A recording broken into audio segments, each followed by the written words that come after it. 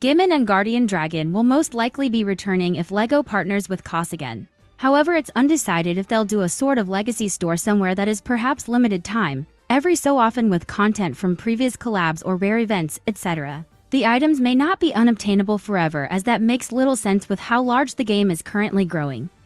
Boss fights may or may not have false death. It is currently determined by a few factors. Some of the bosses have had false death whilst others do not. It is undecided if future boss additions will fully kill your slot or not. Veneration is powerful in most cases, allowing huge or tiny species some serious advantages, hence the higher revival cost.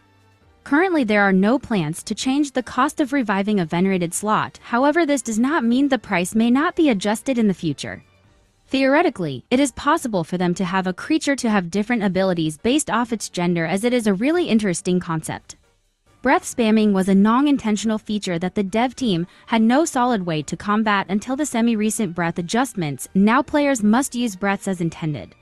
This has elongated fights, and players don't seem to be being immediately nuked by breath spamming anymore, as it is not as possible.